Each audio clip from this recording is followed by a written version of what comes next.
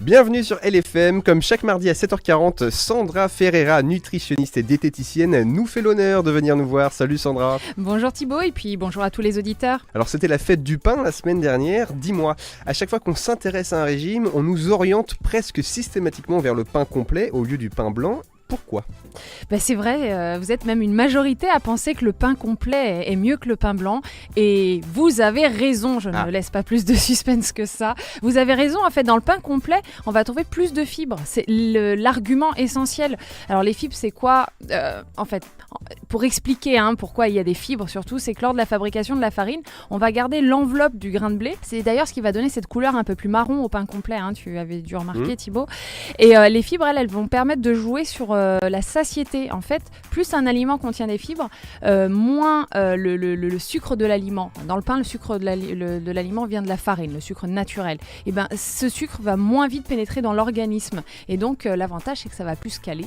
Et en plus, ça va avoir moins un effet prise de poids, on va dire. Donc, un aliment avec des fibres, c'est plus intéressant pour la santé, pour les personnes diabétiques ou pour les personnes qui font attention à leur ligne. Alors, est-ce que, par contre, il faut bannir le pain blanc pour autant ?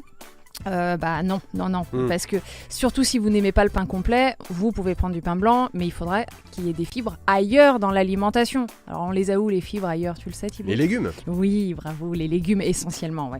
Légumes et fruits, mais les légumes essentiellement. Alors c'est pas indispensable de manger du pain complet, même pour les personnes diabétiques, à partir du moment où effectivement il y a d'autres sources de fibres dans l'alimentation et même au sein du repas. Si on n'a pas le pain complet, il faut qu'il y ait des légumes comme tu viens de le dire. Et puis il y a aussi les pains aux céréales. Ceux-là contiennent des fibres aussi, mais ça contient aussi, en fonction des graines qui sont rajoutées, des nutriments supplémentaires. Le lin, par exemple, je ne sais pas si ça te parle et si ça parle à nos auditeurs. Il faut que j'en parle parce que c'est très riche en un acide gras essentiel qui s'appelle l'oméga 3, qui est bon pour le système cardiovasculaire, que nous, on ne sait pas, quand on dit essentiel, ça veut dire qu'on ne sait pas le fabriquer. Donc c'est important de l'apporter par l'alimentation, ça peut être par les poissons gras, etc. Mais là, vu qu'on parle du pain, on va parler du lin. Le lin qu'on trouve sont des petites graines un peu marron qu'on peut retrouver dans certains pains et ces acides gras donc sont essentiels pour la santé. Donc par exemple, si vous achetez du pain, achetez ou du pain complet ou du pain avec des graines de lin, ça va être plus intéressant pour la santé. Et si vous n'aimez pas le pain complet, prenez du pain blanc mais ayez des légumes dans votre alimentation. Voilà en gros si je devais résumer. Donc si on prend du pain blanc, on fait qu'on alterne pain blanc, pain complet en repas. Ça serait bien ça, oui, par repas ou par jour ou par semaine, mais voilà. D'ailleurs, de manière générale, dans l'alimentation, c'est bon de varier. Il y a un petit point noir sur le pain complet et tous les pains qui sont riches en fibres, c'est que je viens de dire et les pesticides se mettent justement dans cette enveloppe. Donc il vaut mieux choisir des pains complets qui seraient plutôt bio si on veut pas en plus se mettre une dose de pesticides. De manière générale, le bio c'est mieux quand même. Quand même, ouais. Même si c'est pas parfait, de toute façon la perfection en matière d'alimentation c'est rarissime, mais effectivement bio ça sera beaucoup mieux. À chaque repas le pain ? Oui, à chaque repas. Enfin en tout cas c'est un équivalent avec les féculents. Globalement si on mange une grosse assiette de pâtes qui est un féculent, c'est la même famille que le pain, on va éviter de manger du pain avec, mais c'est pas gênant qu'il y ait un petit morceau de pain à chaque repas. D'ailleurs, c'est même plutôt chaudement recommandé par la diététicienne ici présente.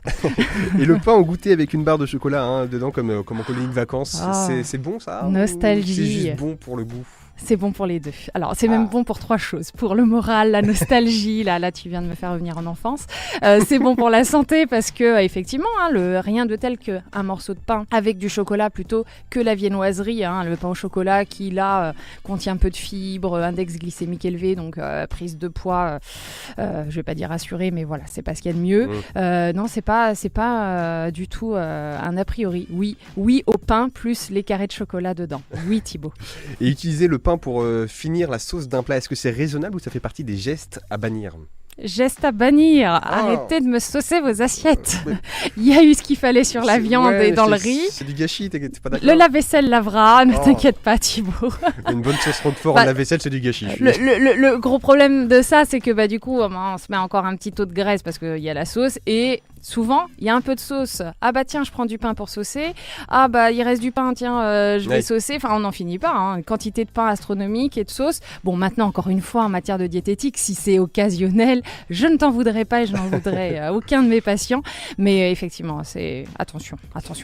Et le riz complet, les céréales complètes, c'est le même principe que le pain? C'est le même principe, donc c'est bien meilleur pour la santé. Alors complet ou semi-complet, vous verrez les deux inscrits. Donc oui, foncez plutôt là-dessus. On est à une ère où on mange beaucoup moins riche en fibres. Donc foncez sur ce type de produit.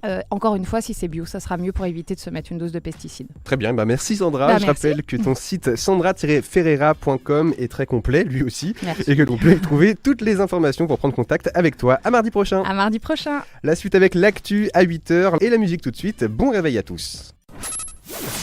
LFM Radio 95.5